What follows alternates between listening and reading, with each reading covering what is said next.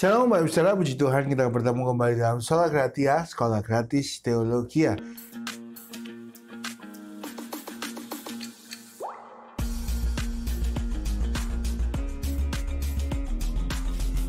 Nah, hari ini kita bahas mengenai 7 cawan, hukuman bagi dunia. Ingat dari Bapak Saudara bahwa cawan murka ini adalah hukuman Tuhan bagi dunia. Karena dunia sudah menghabisi hamba-hamba Tuhan. Sudah nggak mau percaya, gitu ya. 8. Dan malaikat yang keempat menumpahkan cawannya ke atas matahari, dan kepadanya diberikan kuasa untuk menghanguskan manusia dengan api, dan manusia dihanguskan oleh panas api yang dahsyat. Dan mereka menghujat nama Allah yang berkuasa atas malapetaka itu, dan mereka tidak bertobat untuk memuliakan Dia. Dan malaikat yang kelima menumpahkan cawannya ke atas tahta binatang itu, dan kerajaannya menjadi gelap, dan mereka menggigit lidah mereka karena kesakitan. Dan mereka menghujat Allah yang di sorga karena kesakitan dan karena bisul mereka, tetapi mereka tidak bertobat dari perbuatan-perbuatan mereka. Dan malaikat yang keenam menumpahkan cawannya ke atas sungai besar, sungai Efrat. Lalu keringlah airnya supaya siaplah jalan bagi raja-raja yang datang dari sebelah timur. Dan aku melihat dari mulut naga dan mulut binatang dan dari mulut nabi palsu itu keluar 3 roh najis yang menyerupai katak. Itulah roh-roh setan yang mengadakan perbuatan-perbuatan ajaib. Dan mereka pergi mendapatkan raja-raja di seluruh dunia untuk mengumpulkan mereka guna peperangan pada hari besar, yaitu hari Allah yang Maha Kuasa. Lihatlah, aku datang seperti pencuri. Berbahagia dia yang berjaga-jaga, yang memperhatikan pakaiannya, supaya jangan berjalan dengan telanjang dan jangan kelihatan kemaluannya. Lalu ia mengumpulkan mereka di tempat yang dalam bahasa Ibrani disebut Harmagedon. Dan malaikat yang ketujuh menumpahkan cawannya ke angkasa. Dan dari dalam bait suci kedengaranlah suara yang nyaring dari tahta itu, katanya, sudah terlaksana. Maka memancarlah kilat dan menderulah guru, dan terjadilah gempa bumi yang dahsyat seperti belum pernah terjadi sejak manusia ada di atas bumi. Begitu hebatnya gempa bumi itu. Lalu terbelahlah kota-kota besar itu menjadi 3 bagian, dan runtuhlah kota-kota bangsa-bangsa yang tidak mengenal Allah. Maka teringatlah Allah akan Babel yang besar itu, dan memberikan kepadanya cawan yang penuh dengan anggur kegeraman murkanya. Ya. Dan semua pulau hilang lenyap, dan tidak ditemukan lagi gunung-gunung. Dan hujan es besar seberat 100 pon jatuh dari langit menimpa manusia, dan manusia menghujat Allah karena malapetaka hujan es itu, sebab malapetaka itu sangat dahsyat. Amin. Puji Tuhan. Bapak Saudara, kita belajar hari ini bahwa Tuhan mencapai titik didihnya. Tuhan mencapai murkanya yang tumpahkan ke bumi, ya, melalui cawan murka, cawan yang keempat. Nah, maka apa? Malaikat menumpahkan cawannya di atas matahari. Matahari diberikan kuasa untuk menghanguskan manusia.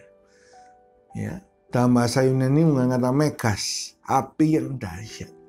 Jadi kalau sekarang ya, seringkali Surabaya kalau saya di Surabaya ya, itu suhunya 23-24. Surabaya itu panas banget ya, beda sama kalau di Batu atau di Malang gitu ya.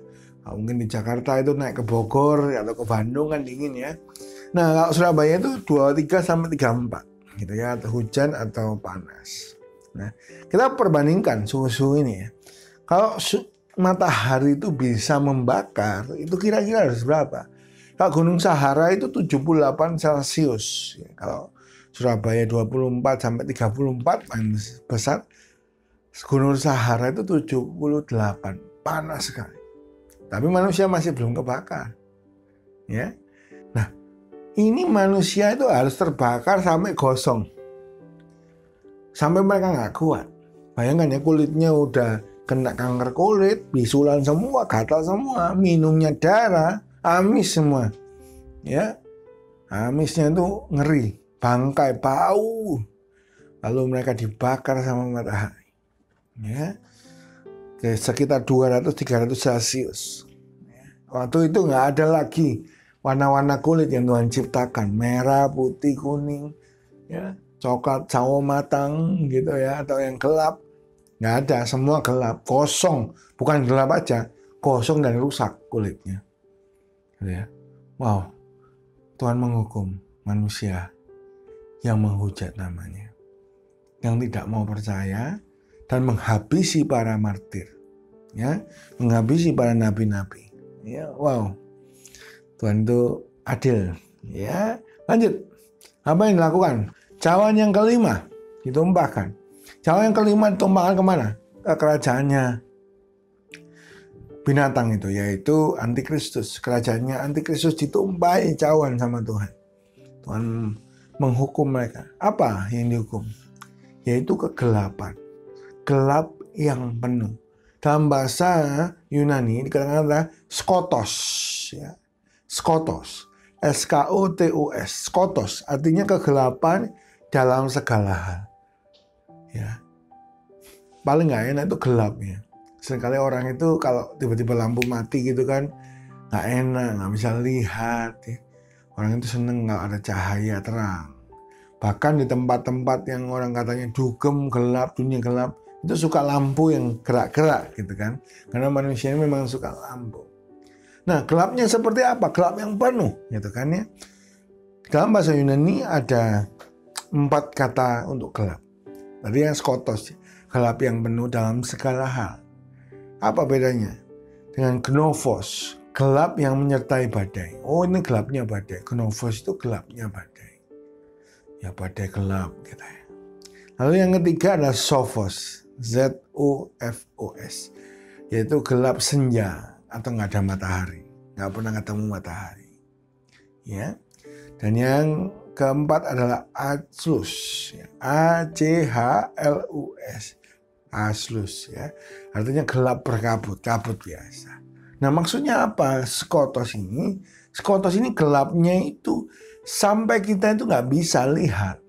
Kalau badai, Bapak Saudara naik mobil, naik motor, badai itu masih bisa kelihatan berapa meter di depan, gitu ya, 1-2 meter lah, ya. Kalau gelap senja, ya, gak ada lampu, nah, kita masih bisa ngeraba-ngeraba, gitu. Atau gelap berkabut, kabutan, ya, berkabut, ya kita bisa masih berusaha. Kalau skotos itu benar-benar gelap, sampai kita lihat ke depan ini, satu jengkal ini, nggak bisa lihat, gelap.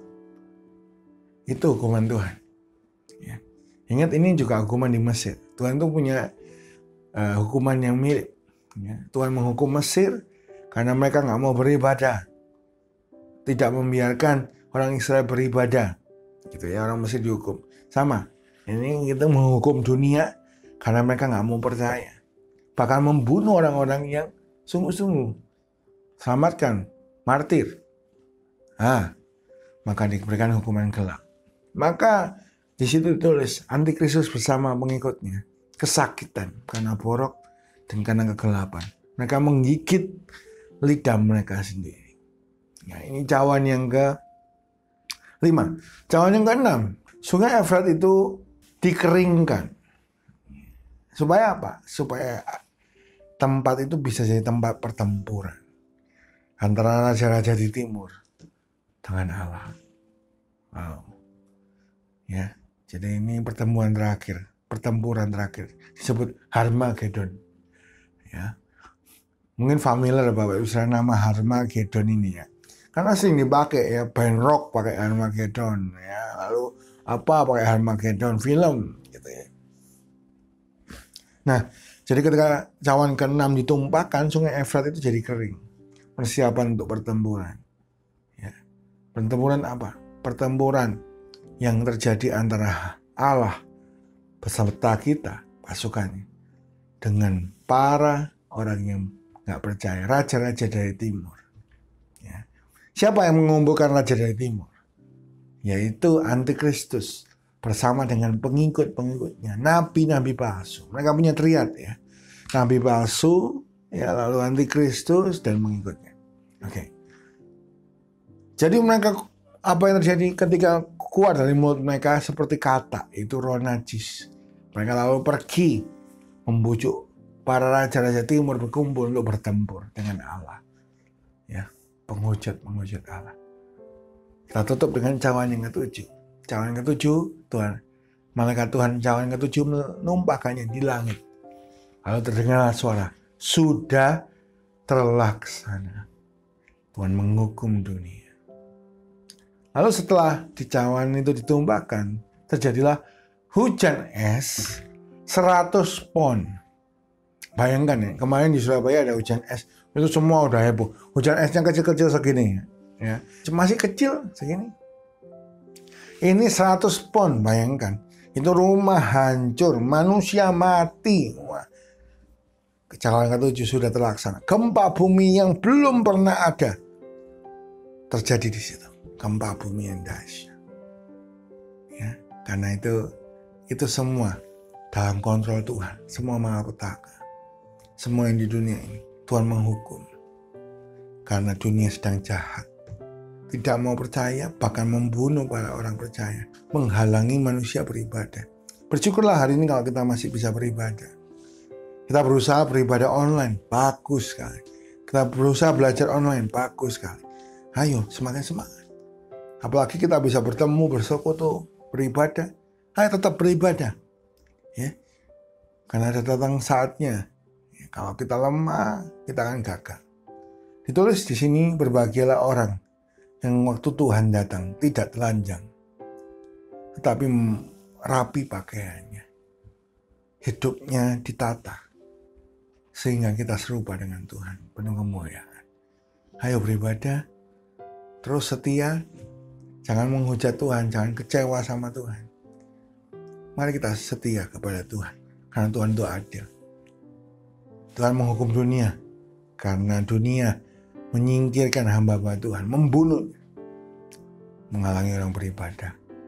Mungkin kau mengalami hari ini para hamba Tuhan gak boleh beribadah gitu kan ya, digangguin terus. Oh tenang, Tuhan itu adil, nanti dunia dihukum karena menghalangi pemberitaan firman, gak mau percaya, menghalangi orang beribadah dan sebagainya. Mari kita semakin setia. Waktu perang Harmagedon, bila kita di pihak Allah, bukan di pihak antikristus. Bila kita di pihak Allah dan jadi pemenang dan memerintah bersama Tuhan. Di video berikutnya kita akan membahas mengenai kerajaan 1000 tahun, ya, dan kita akan membahas selanjutnya chapter berikutnya ya tentang pengadilan, tata besar, pengadilan malaikat dan sebagainya. Mari stay tune ya, tetap setia belajar, dan biar kita semua bertumbuh untuk semakin mengerti dan memuliakan nama Allah. Mari kita berdoa. Tuhan, kami percaya Engkau adalah Allah yang setia. Setia kepada kami, setia akan janjimu, setia akan kebenaran. Kami belajar hari ini Tuhan, Engkau menghukum dunia beserta manusia yang gak mau percaya. Ya, mereka yang tertinggal dari pengangkatan, mereka yang membunuh para martir. Mereka dihukum dengan bisul, dengan minum bangkai, makan bangkai, dan dengan kegelapan dan matahari yang menghanguskan sampai dunia ini hancur. Sedangkan kami yang percaya kepadamu, Engkau angkat, Engkau beri pahala, Engkau beri kuasa. Bawa kami Tuhan semakin setia. Bagi yang mendengar, yang imannya goyah, biar dikuatkan. Yang belum percaya, dibuat percaya oleh Roh Kudus. Kami percaya saat ini Roh Kudus bekerja menjamah setiap hati dan memulihkan setiap kami. Biar iman kami bertumbuh-tumbuh Tuhan, mengasihi Engkau. Terima kasih Tuhan. Pertemuan kami dalam kesempatan berikutnya dengan iman yang menyala-nyala, semakin rindu belajar dan semakin mengasihi Tuhan Yesus Kristus. Di dalam nama Tuhan Yesus kami mengucap syukur. Haleluya. Amin. Puji Tuhan Bapak Saudara. Bapak Saudara yang suka dengan video ini, silakan tinggalkan likes. Bapak Saudara yang ingin bertanya, silakan tinggalkan di komen. Ya, jangan lupa subscribe dan bagikan kepada banyak orang sehingga boleh firman Tuhan diberitakan dan nama Tuhan dipermuliakan. Sampai bertemu kembali dalam Sola Gratia, Sekolah Gratis Teologia. Tuhan Yesus memberkati kita semua. Shalom.